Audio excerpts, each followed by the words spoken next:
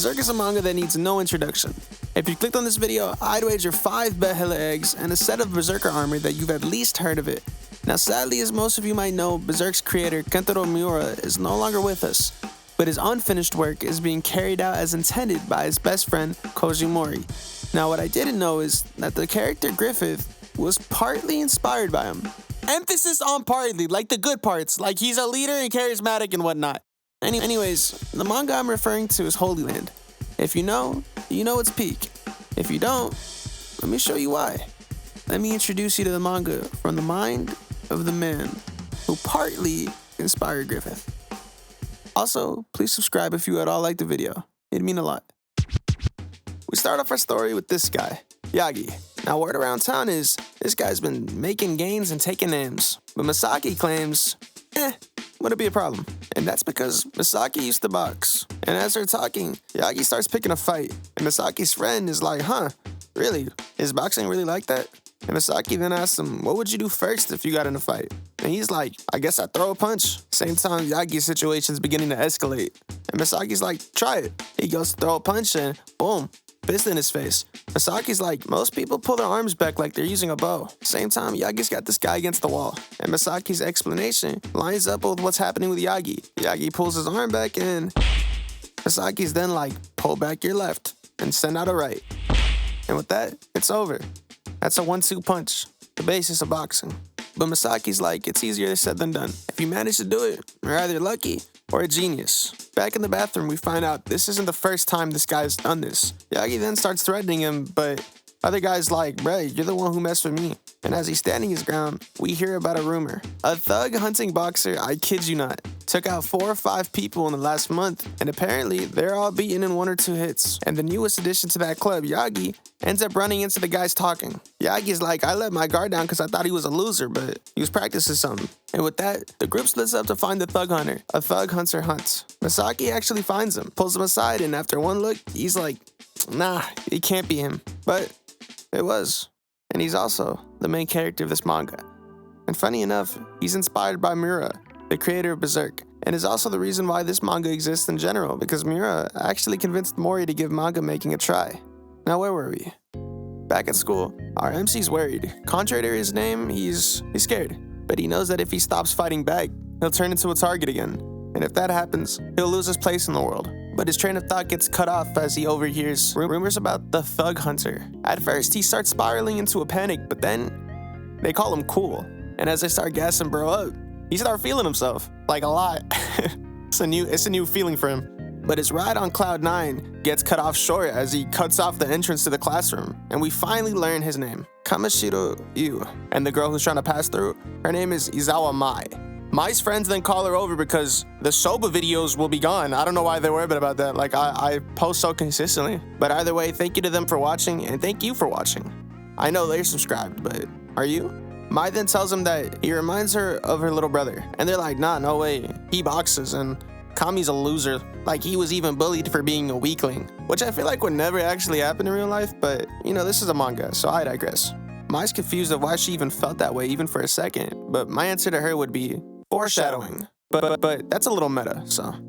Our main character then ends up back in the streets because even though he's scared, he's kind of hyped. He then gets recognized and they want to do what Yagi couldn't. Bro then grabs Kami's backpack strap, goes for a punch, and we've seen this before. He then goes to finish the 1-2, but he can't. His shoulder's caught. They scuffle for a bit. Our amateur assailant gets tired and Kami has an idea. If his second punch can't hit, then let's just do the first again. It worked. And it worked again. And again. And again. Now, he's free. And so he wails on him.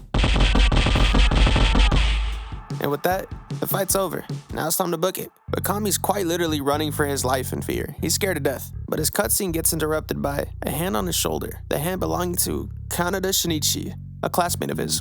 Long story short, the two chop it up and Kami's made himself a friend. Next morning on their way to school, Shin invites Kami out to go to the arcade that night. It's Kami's first time being invited by a friend after school, and it gives him hope that as long as he's not alone, there's a place for him. The two newfound friends game for a while. They run into Mai and her friends. Her group joins them, and Kami has fun. He feels accepted. Or that's how he feels for now, as we then move over to Misaki, who learns that the thug hunter took out a guy from Setsa High, and that guy was a part of the judo club, along with another guy named Iwato, who's apparently, quote-unquote, like crazy strong, and has Masaki understandably worried because, as you might imagine, judo on the street is seriously dangerous. Next thing we know, Iwato sets to fight Kami, and a group of 8 pulls up on Kami and Shin at the arcade.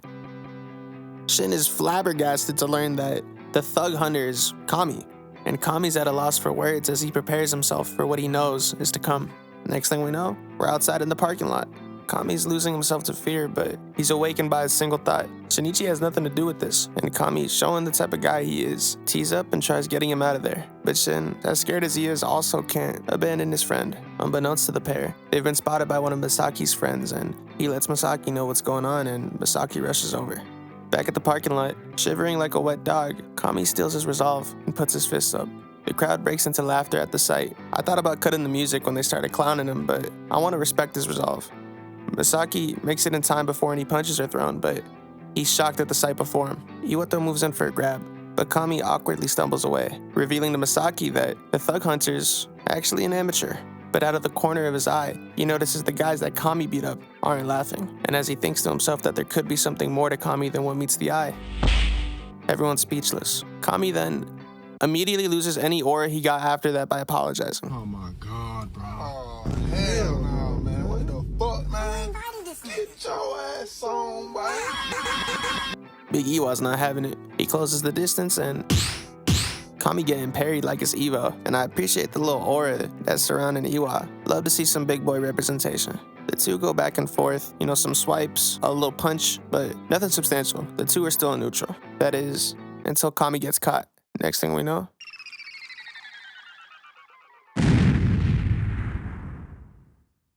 but then he remembers pain isn't what he's afraid of. What he's really afraid of, truly afraid of, is having nowhere to go. He's afraid of losing his place in this world. And so he thinks, and what he comes up with is a left. A left. Keep throwing strong lefts until he grabs him and throws him. This time, he not only stops running, but he steps in. He moves forward. He throws a left. Swatted. He throws another. Too shallow. He gets caught. But one more. Throw out one more. Iwa drops to the ground. Masaki gives an explanation for what just happened, but TLDR, he hit a counter. Probably a coincidence, but he has the ability that gives him these coincidences. His hand got boofed. Everybody thinks he's acting, and they're about to jump him, but as they try to, Masaki steps in like Shanks at Marineford. He takes a look at Kami's hand, and he sees it isn't broken, just a dislocated middle finger, and so he pops it back in for Kami. He then confirms Iwa's alright, and then tells everyone to get going. One of them's not having it, but Masaki says it how it is, and then tells him if you can't even uphold the most basic of your own rules, then the streets will no longer accept you. I didn't realize he was the voice of the streets, Lil Durk over here, but that resonated with Kami. He was like, oh, what? But this guy's like, sure, but can you take us all alone? And then Masaki's like, probably not, but if my friends cover my back, I could probably send half of you guys to the hospital. So do the math. And now Kami's now Masaki build. But before we get a chance to see Masaki back up what he just said, the police arrive. And as everyone runs off, Kami and Masaki introduce themselves. Next thing we know, it's the end of the night, actually, that's it. But you could subscribe. Only if you want to, though. If you do, that'd be awesome. But no pressure. 2 months have gone by. And Kami hasn't spoken with Shin since. Kami was terrified that night. But he's also never felt more alive. So one thing led to another, and now we find him wandering the streets again. And our boy is wondering if he's even changed. And as he begins to shadowbox in frustration, a friendly face appears. Shin. He apologizes for ignoring him, but Kami doesn't blame him after all that's happened. Shin then asks how Kami's able to fight like that. And to his surprise, Kami tells him it's from a book that he's been reading for the last 2 years. Shin isn't buying it, but Kami then stands up, throws a punch, and tells him he's been doing that every day, 5,000 times a day. Shin's not even sure if that's possible, but Kami's like, I didn't go to school. I had time. Shin then mentions that he was absent all of middle school, and Kami tells him he didn't want to think. Kami then hits us with a monologue / flashback, but first, If you're sensitive to suicide, be warned. And instead of recapping this, I'm gonna basically just go through all of it and give it the runtime I think it deserves. Because I think it's kind of poignant. I think it's kind of real. I might talk about it afterwards, but we'll get there when we get there. Yeah, I didn't want to think. I was looking for an out where I didn't have to think. I didn't have to feel. The bullying I had to deal with every day made me so desperate. So because I thought not feeling anything was better than enduring those days, no. So I could endure them. I devoted myself to shutting out all sensation. I wanted to be numb. So I abandoned a lot of things. My grades, my friends, society, my future. Then I stopped going to school. I devoted myself to becoming pure in my little box of a world, so that sadness, loneliness, and anxiety wouldn't destroy me. Surprisingly enough, my family accepted my selfishness. Their vague tolerance made me feel a bit more at ease. I've seen them before. Those stares. I've seen them at school, and not just from them, but behind them as well. They were always there, in the classroom, the teacher's lounge, and I knew what it was. In the depths of that gaze, the same look of pity that you use when you look at failures. After that, I lost control. Purity and meaningless explosions were my life. I ended up with only one solution. And it was the one solution I had tried to avoid, because that solution would be the end. And at that time, I couldn't find a means to avoid it. My only wish was to be numb. And this is what that meant. I wanted to be numb. There's nothing more for me to think about. I had my answer. If I step 30 centimeters forward, it'll all be over. All of a sudden, the 5 senses that I'd shut out started to scream and protest. I'm scared. I don't want to die. It's terrifying. I can't. I didn't manage to end anything. I couldn't even decide to die. I'll quit trying to resist. Then just wait for the bad times to pass.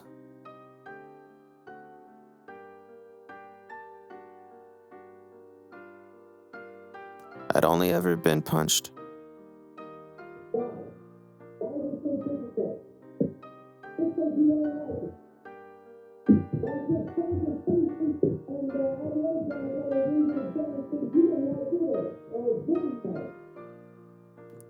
Tens, hundreds of times. I wasn't thinking about learning how to do it. I was merely remembering what I'd read and just kind of started. Before I knew it, the loud voices from downstairs disappeared. I focused on counting. Many things disappeared. Numbers were all that remained. The author then talks about how people give themselves simple stimulation to help take their mind off stress. Minor problems can make you scribble unconsciously or shake without knowing it. I do that one. And the author also had similar experiences in his teenage years. He tells us that Kami's case is similar to his own. He focused hard on purifying himself, and a fearful power bloomed from his escapist actions. And that night, Kami slept like a rock. And to fast forward a little bit, basically, Kami kept doing his daily punches and also push-ups for about 3 months now.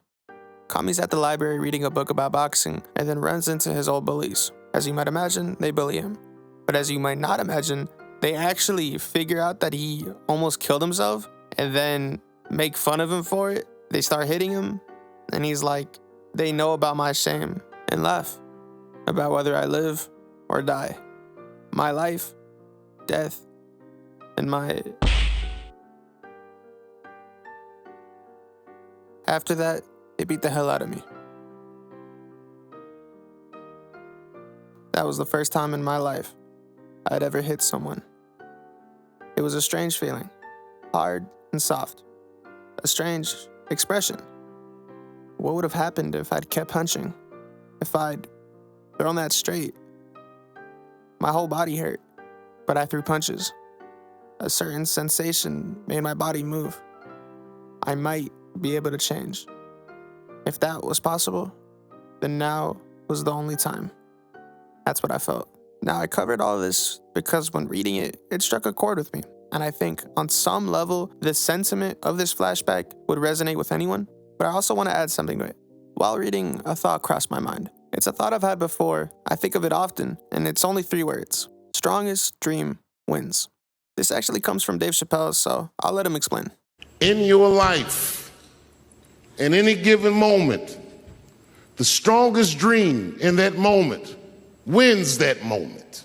And that's the trick to life. You have to be wise enough to know when you were living in your dream. And you have to be humble enough to accept when you're in someone else's. I think this applies to Kami, where he initially thought all he wanted was to be numb, for it to be over. But that wasn't the dream that won out. That desire was overpowered by another one, the desire to change, the want to do something, to be different, to be better. I am better. No, I'm just kidding.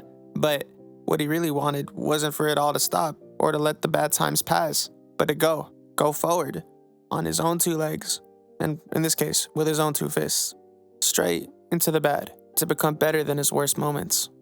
And even on a smaller scale, right? Watching YouTube shorts instead of writing the book you wanted to write, sleeping in instead of going for that run, staying up instead of going to sleep. Either way, one way or the other, the strongest dream wins. And yes, that also applies to Griffith. He just had the worst fucking dream. He let the strongest nightmare win.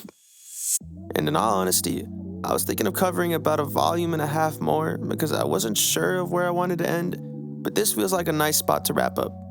The coming chapters definitely pick up the plot, but I feel like with this, I covered the main idea I wanted to express and feeling I wanted to capture. So I think I'll let you guys read for yourself. And give your thoughts in the comments. I'd love to hear from whoever made it this far. Most of all, thank you for watching. Cue the outro music.